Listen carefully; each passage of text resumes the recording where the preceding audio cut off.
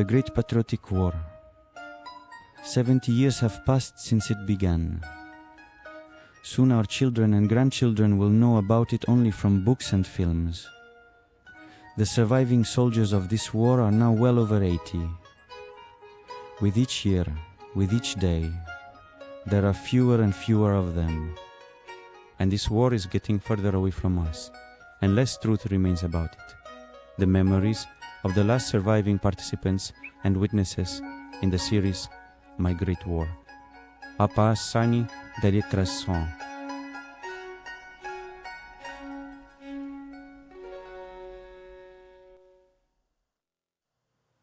Alexander Vasilievich Piltsin, born in 1923, officer of the Penal Battalion. I was summoned to the headquarters, and they said for a conversation, and it was urgent. Somehow it had to be urgent. I came to the headquarters, reported, and there was a major in a sheepskin coat. This was in December of 1943. The major in a sheepskin coat, strapped with belts, although the room seemed very warm, but like that.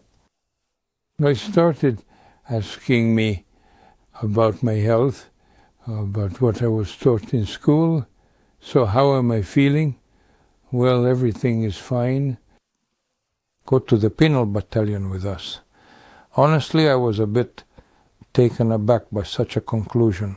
I said, for what? Because I knew that they send you to the Penal Battalion for something. He says, not for anything. That's the wrong question, Lieutenant.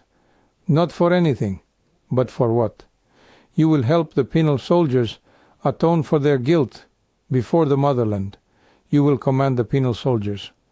That's how I ended up in the Penal Battalion, in the command staff. In this incredible way, young Lieutenant Alexander Piltsin found himself on the front line. He, a Siberian from the Far East, had been striving to get there for a very long time, 2 years. Right after finishing school in June 1941, after standing in line at the military enlistment office for 2 days, there were so many volunteers, he was drafted as a private and sent to the border with Mongolia. Troops were stationed there, anticipating a Japanese attack. And a year later, he was sent for advanced training at the officer infantry school, after which he was unlucky again. He was left in the rear to prepare conscripts for the front. Then the young lieutenant began writing reports requesting to be sent to the active army. He wrote 10 of them, received a refusal for each and 10 days of arrest, but he still achieved his goal, and in 1943 he finally got to the front, but not in regular units as he expected, but in the 8th separate penal battalion of the 1st Belarusian front. At first it was said that the penal soldiers only spoke in profanity. Not at all. For us it was even considered, well, abnormal. Such language. The penal soldiers addressed us with you in the formal sense. Even among themselves they addressed each other as you formally, mainly because they knew, here he is next to me and he has the rank of lieutenant colonel. I am just a senior lieutenant, for example, among the penal soldiers, and so out of this tradition of respect for higher ranks, he couldn't address him differently, even though he was a penal soldier. Here he addressed him as you formally. Moreover, among themselves they sometimes even called each other by the military rank they were temporarily stripped of. So I hear them talking, well, come on, comrade lieutenant colonel, or come on, comrade. What kind of lieutenant colonel is there? I see there's a penal soldier, and the penal soldier is a former lieutenant colonel, you see? Penal units were created in 1942 by Stalin's order number 227. It was also called Not a Step Back. CG med Börbasurakrant, no. They were divided into penal companies, where soldiers served their punishment, and penal battalions, where only officers were sent. They were temporarily stripped of their high ranks, demoted to privates. They were led by regular commanders from the regular army. That's why the young lieutenant faced the situation where he had to command officers who, although former, were still of higher rank. At first, I had this thought, how will I be able to command them? But I am a lieutenant, and there will be majors, lieutenant colonels, colonels. How will I, so to speak, gather the courage to command colonels? There were such, and then when I joined the battalion, I realized that these fears were completely unnecessary, empty, pointless, because they all understood that this is the commander, that they are temporarily privates. An officer understands what it means to be subordinate. A subordinate must follow under the commands and orders of superiors unconditionally. Therefore, they all understood this, considering that since he is the commander over us, he is the superior, whose order is law. The decree on penal battalions was simple. The maximum term of stay there was 3 months. They were given to offending officer, instead of 10 years in prison. For 8 years of prison, they gave 2 months, and for 5 years, 1 month. Released from the penal battalion either after the term expired, or for performing a heroic deed, or for being wounded, or death on the battlefield. After this, the penal soldiers were reinstated in their officer rank, and all awards and privileges were returned. One could end up in the penal battalion during that difficult time for anything, both for a serious crime and for a mere trifle.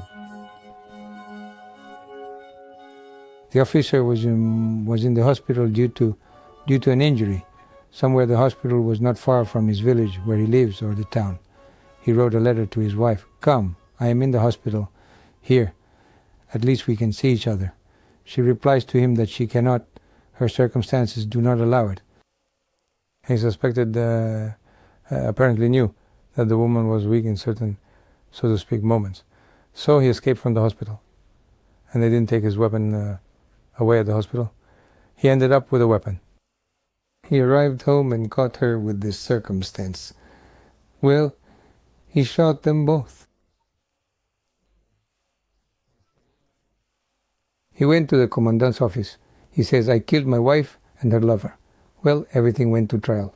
The court determined for the murder of 2 or more, as they say. He was sentenced to 8 years, I think, considering some mitigating circumstances, and they gave him 2 months in a penal battalion. That's how he ended up with me. Or, for example, there was the head of the radio workshops of the Northern Fleet. What rank, I don't know. But they were repairing ship radios, and so when they were already repaired, the chief checks on all these modes, on all frequencies. And he knew German perfectly. He stumbled upon, guys, yes, Goebbels, a direct speech, right? Right there Goebbels is speaking. What is he saying, Goebbels? Well, he started translating in his innocence what Goebbels was saying. The next day, counterintelligence caught him. Smush. They were translating Goebbels' speech. Yes, he was translating. So, what was he saying? Well, he was saying this and that. Aha. So, you were Goebbels' mouthpiece, and were agitating our soldiers, that is our warriors, meaning you were propagating Goebbels' speech. For enemy propaganda, so to speak, for aiding enemy propaganda. He got the same 8 years. He ended up in my platoon. Well, imagine, either 5 years in prison or just a month on the front line in a penal battalion. Of course, there are great dangers, but at the same time, there is hope. Lieutenant Pilzin found himself in a rather difficult situation. He, who had never been in battle before, was sent as a commander to the most dangerous troops. Penal battalions were usually given the most complex, sometimes impossible tasks: to capture a bridgehead and hold it at any cost, to conduct reconnaissance by combat, to be the first to break into enemy trenches. Only after these did regular units come to replace them, for whom they had already cleared and prepared everything. Therefore, the losses of penal battalions were several times higher. But the young lieutenant adapted quite quickly, and in his first battle, he killed a German. I pulled out the pistol and aimed with it. Realized he was already far away. So, shooting with a pistol is not easy. You also need to take certain leads. With the first shot, I took down a German at a distance of about 100 meters. Well, I thought, well, they say a pistol. I had a Nagant, is a close combat weapon. Not bad for close combat. I took him down from 100 meters, took him down. Well, And of course, it feels like I personally killed a German. And what do you think? As they say, you killed a person. No, we didn't consider them people. We already considered them beasts that attacked our country. I had no pangs of conscience for killing a person. I didn't kill a person. I killed my enemy who attacked our motherland. There was no reason for him to come to us. I remember when we were in the reserve regiment near Ufa. They also executed a deserter there. They lined up the regiment, placed him near a dug grave, and read the sentence. Some lawyer announced, "Who wants to step forward and carry out the sentence?" No one from the regiment stepped forward. Then he gave the command. 2 sergeants from his team approached here, and he was already kneeling in front of this grave, trembling all over. And he was kneeling in such a way that his ears were glowing red. That's how I remembered it, those red ears. Why were they red? Then I said they even glow. But in reality, the sun was just shining through them. These 2 sergeants on command shot him in the head with pistols, and he fell, as they say, into that pit. And then I immediately remembered when I killed the German myself, I also remembered how people reacted to the killing or execution of our own. We were killing our own Soviet person. Well, let him be a deserter, but he's one of our people. And here I killed a German who came to our land. No feelings of remorse in that regard or something like that. There was no such system. Officers of the Penal Battalion had a hard time. Their combat composition constantly changed. The penal soldiers atoned for their guilt and left. New offenders took their place. The problem was also that many officers were from other branches of the military. They were tankers, pilots, artillerymen, supply officers. They did not know how to fight in the infantry, and they had to be turned into professional trench officers of the Penal Battalion in a short time. Fighting in the infantry is not at all like being in the sky, and not even like sitting in a tank, and not even like being an artilleryman, and not even a signalman. That is, an infantry soldier is a completely different kind of soldier. That's why we trained them to exhaustion. From morning till night, we taught them everything. Dashes, crawling, and digging in. Try lying on the ground, under fire, and digging in while lying down. This is also an art. I'm not even talking about how to crawl so that you're less visible to the enemy and your movement is more effective, and how to throw grenades, especially live grenades that explode for real. It is necessary to train not with dummies but with real combat grenades, including the F1, which has a lethal fragment range of up to 200 meters. And no one can throw a grenade 200 meters.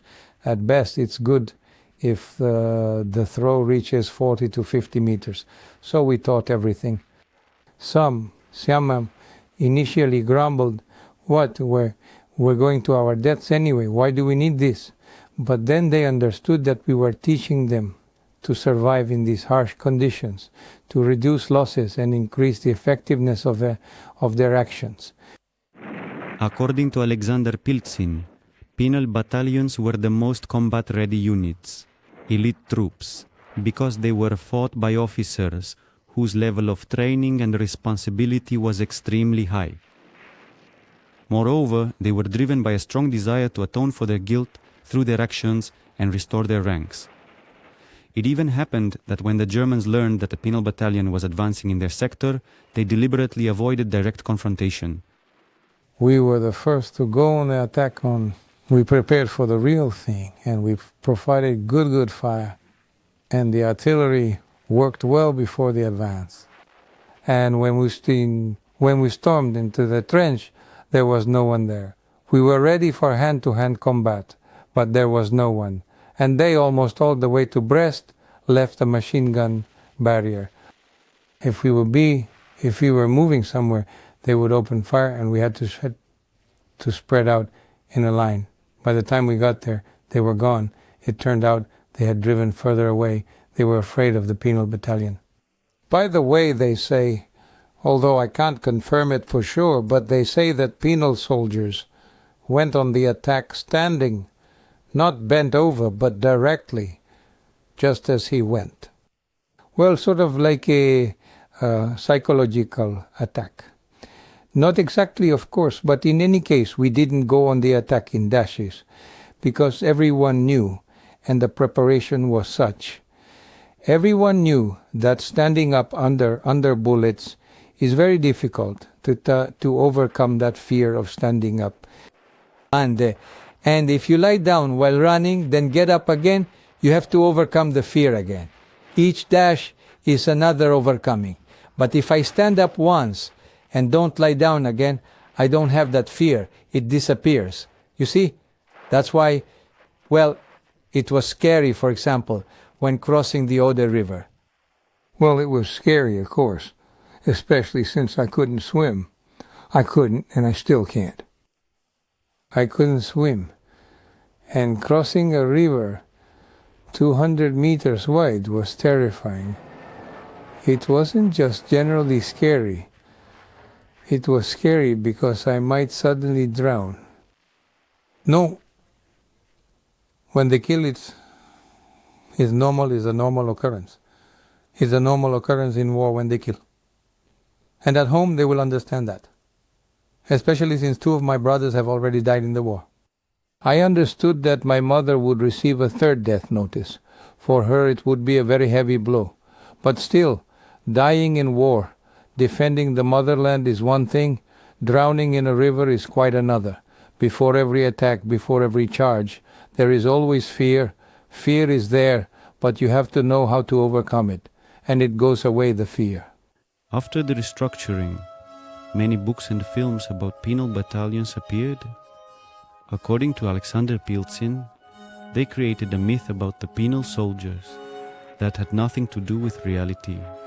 At the end of the 1990s, Alexander Vasilievich decided to write his own memoirs as an officer of the Penal Battalion to tell the whole truth about that war. For example, according to him, there were no blocking detachments, which are always mentioned when talking about penal battalions. So, there were never any blocking detachments behind our battalion, nor behind any other battalions, and not even behind penal companies. And we are not familiar with them at all. In general, blocking detachments are special units that were created to prevent mass retreat and to catch deserters. And they were deployed, as the order stated, in the rear of unstable divisions. But as unstable divisions, if for instance they retreated without sufficient grounds or without orders, then perhaps a blocking detachment was placed behind them. But this is in the rear of the division, approximately 5 kilometers from the front line. And the penal battalion or penal company is at the front line. So what can the barrier troops do with the penal battalion if it is 5 kilometers away from them? Nothing. They don't see it and won't see it because penal battalions never retreated. We have a penal battalion as one of our penal soldiers, Semyon Emelianovich Basov, used to say, who recently, by the way, passed away at 95 years old. So, he said that our battalion was so united and so organized that it never retreated a single step, meter, or centimeter.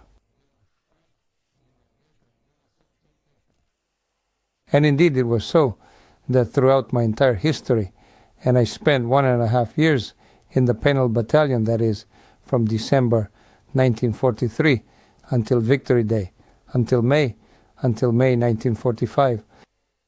In a year and a half, I never even heard of the battalion retreating, or of blocking detachments being set up for the battalions. It never happened. The attitude towards penal soldiers by the command varied. It all depended on the human factor. For example, General Gorbatov, after a successful raid behind enemy lines, pardoned almost the entire penal battalion, and that was 600 people, and he restored their ranks. Other commanders could keep penal soldiers on the front line for months, even though they had repeatedly performed feats, knocking out tanks and even planes. They were not released until they had atoned for their guilt with blood. And once something completely incredible happened. Their officer battalion was thrown into an attack on a minefield, even though the sappers who had just returned said there were no mines there. Well, we were all glad about the death. So good. Moreover, we didn't need to make any passages. But when we went on the attack, it turned out there was a minefield. Our sappers hadn't touched it. They sent my company through a minefield. You know what they say? Clearing mines with their bodies. It was a crime that I might not have realized at first. I thought once they said there was no minefield, then there wasn't one.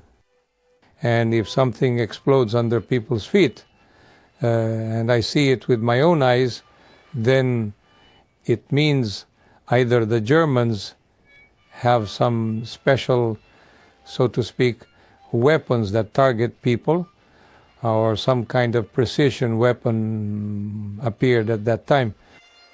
It was only later, after the war, when the war was over, that the battalion commander said, "You know, do you remember that attack on the Narva bridgehead where many died?" I said, "Oh no, of course I remember. How could you forget that?" "Well, back then it seems that your company was sent onto a minefield by order of the army commander, Batov.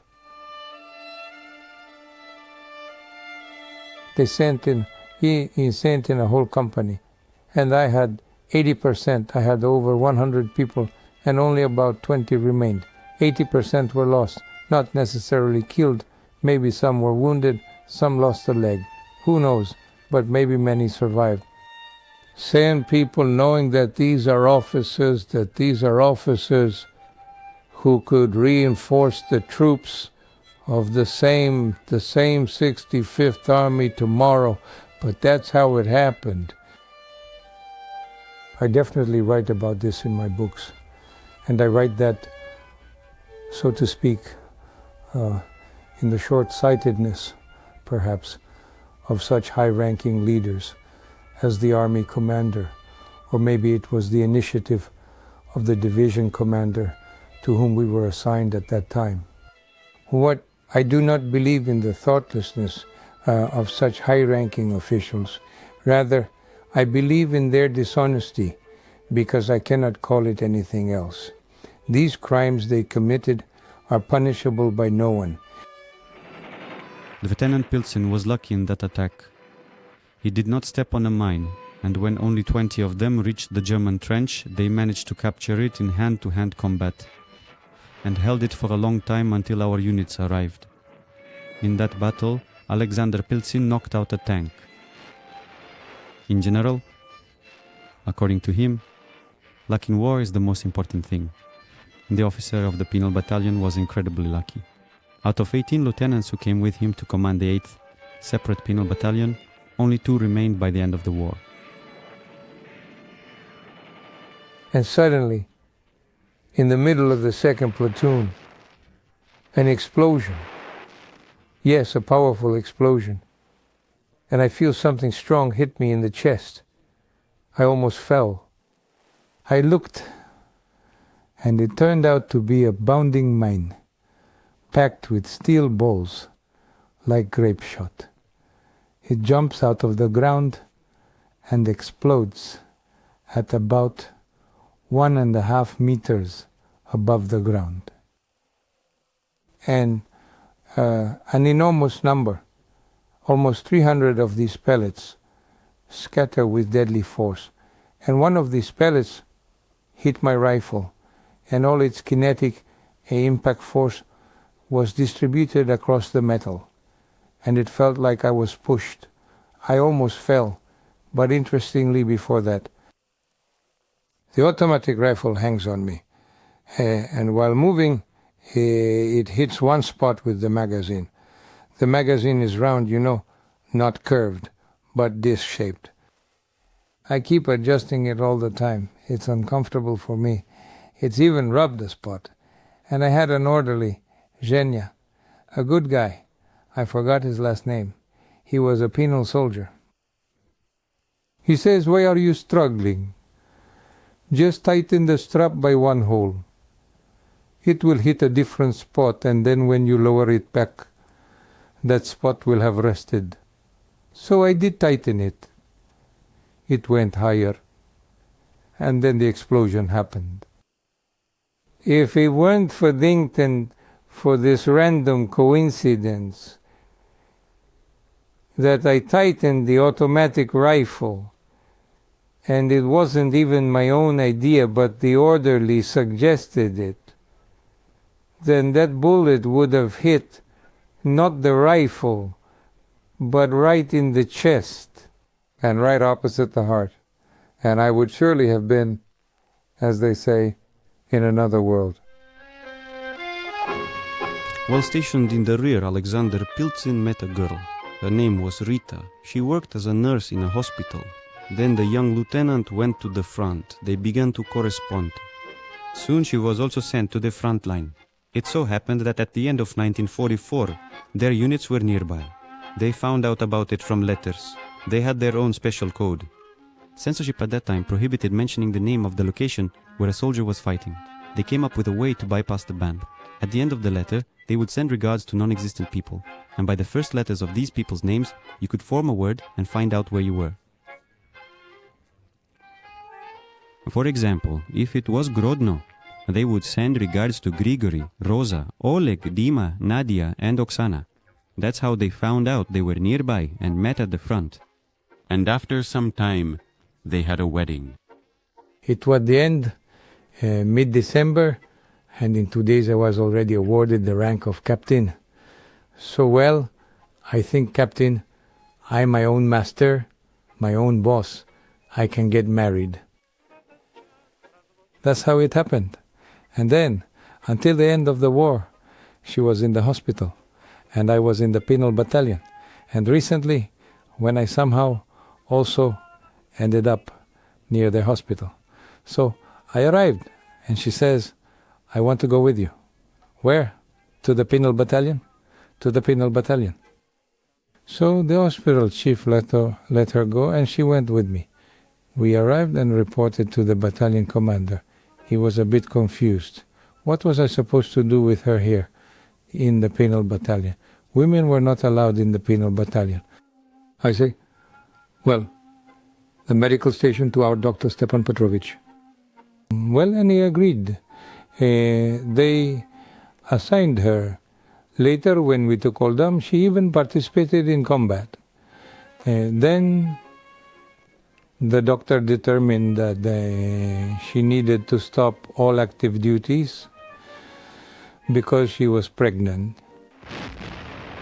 Since January 1945, Alexander Pilzin's wife fought alongside him in the Penal Battalion. Once, during a battle, while already pregnant, she pulled 20 soldiers from the front line. And then there was the crossing of the Oder, where their Penal Battalion was the first to be sent. Alexander Pilzin was ordered to cross the river, secure the shore, and hold it until our forces arrived at any cost. They completed the task as always, and when only 20 people reached the shore, they still managed to drive out the Germans and secure the trenches. I shout to the radio operators, "Tell them we're already here." And he replies, "The radio is broken, there's no communication." Well, what now? We don't have a phone, there's no other communication. The guys have already taken the trench. I went back to the boat, there, to the boat, to those signalers. And I say, "Come on, go back. Take a couple of severely wounded penal soldiers and go back. Report everything there." I wrote a note, a report. Well, that's it. So I just said to remind myself to go to the boat to deliver the note. And at that moment I heard something like a gypsy whip crack loudly near my right ear. That's the impression I got, and that's it. I instantly lost, fell into some abyss. Captain Pilzin regained consciousness several hours later in a boat where the soldiers had dragged him when he lost consciousness. A bullet had hit him in the head. In the boat lay the dead and severely wounded. Alexander Pilzin managed to somehow row to the shore, and he crawled to find his own. And so I crawled through this grass, which was last year's, as the new one hadn't grown yet. And I saw the parapet of a trench on which lay a German helmet and a German thermos. Well, I thought, that's it, I'm done for, calling out to the German. I thought, all right, I cocked the pistol's hammer. I already had a TT, not a Nagant. Okay, and I think, fine, I will crawl. If they are Germans, then, as they say, the first bullet for the Gorman, and then we'll see. And then the second one for myself. At first I thought the first bullet for myself, but then I thought, why not? I can still kill a German. So I thought the first bullet for the German and the second for myself. Well, I'll tell you why being a prisoner, especially since we had many officers in the Penal Battalion who were former prisoners, being a prisoner of the Germans is not an alternative to death. It's worse than death. So better death than captivity. When I crawled closer, I saw an Ushanka hat rising from the trench, and it had a red star on it. At that time, most stars were green. Well, protective. Everything was painted in protective color. The stars on the shoulder boards and the stars on the headgear. Everything was in protective color. And this red one, it even caught my eye. Red means it's ours.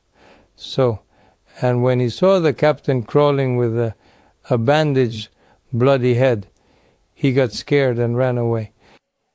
And I climbed onto the parapet with what seemed like my last strength and fell into the trench, losing consciousness. His wife was then informed that he had died. She did not believe it and rushed to the front line to look for him. There, under enemy fire, she asked all the soldiers if anyone had seen the young infantry captain. She searched for a long time because she constantly had to help the wounded soldiers. Finally, one soldier said that the captain wounded in the head was taken to the medical battalion. That's where she found him. She recognized him by his lips because his head was completely bandaged. She nursed him back to health. And when he returned to his unit, it turned out that he had been posthumously nominated for the title of Hero of the Soviet Union. But upon learning that he was alive, they limited it to the Order of the Red Banner. However, in his native battalion, the Penal soldiers gave him their own title. The platoon commander, Zhora Rajev, comes and says, listen, they say you've been given a name, meaning a new rank. I say, what? I'm a captain. Who would give me a major's rank? No, not a major. The Penal Battalion calls you Penal. Well, I think, let them call me that, I like it. And then, for some reason, the word penalty gradually faded away, and just Batya remained. And I think somehow I feel ashamed. Back then, even my mustache wasn't growing well. So I decided to grow sideburns first, to match a more mature look, and then a mustache. This way, maybe I would at least somewhat resemble a father figure. Batya, at the front, was the most flattering nickname. That's what soldiers called their beloved commanders who cared for them and protected them. Father Pilzin ended the war as a major. In his new rank, at the beginning of May, he went with his wife to see the ruins of the newly defeated Berlin. Their unit did not participate in the assault. Penal battalions were not trusted with the high honor of capturing cities. And we saw Berlin for the first time, they say, with our own eyes. The city was, as they say, decorated in one color, white flags, huge white sheets hung from the windows of houses that apparently were still inhabited. Many houses were so damaged that it seemed, as they say, they were grinning at us with toothless mouths. Well, we entered the Reichstag, the sign there on the walls of the Reichstag, left our autograph. After the head injury, I didn't feel very confident, but they supported me. They set up some kind of box. I stood on this box, and with some kind of stick, I wrote, well, Vladivostok, no, the Far East, Leningrad, Berlin, and our last names and first names. Later, in many photographs, I couldn't find it. Either it was erased by other inscriptions because we were there on the second day after the Reichstag was liberated, and people wrote on the walls for several years after that. So, all our inscriptions could have been lost. That's why I didn't find them, although it did happen. And then there was that unforgettable Victory Day. The radio operators connected each officer. Everyone was expecting the announcement of the capitulation any moment, and no one wanted to miss it. Suddenly it was announced the act of surrender was signed. We all rushed to the front. Victory, victory, victory. We started shooting into the air. We organized such a salute. We fired everything we had, and probably almost all the ammunition left after the war was shot into the air, including even anti-tank rifles. You could tell by their sound. And at the time I had this thought. Well, how many bullets are flying up now? All kinds, machine guns, automatics, pistols, and even small anti-tank shells are flying.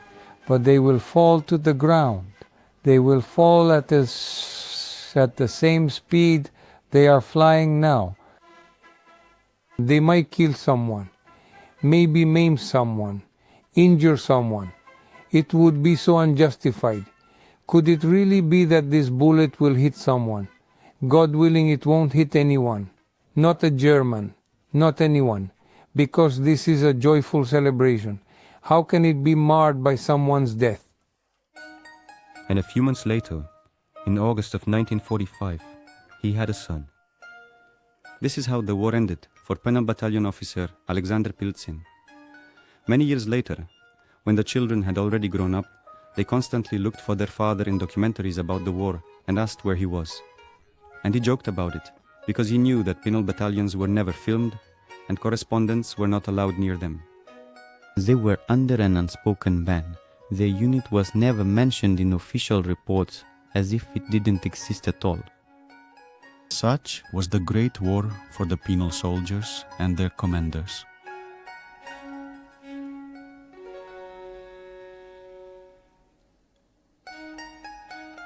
Alexander Vasilievich Piltsin, bossed in 1923, officer of the Penal Battalion, retired Major General.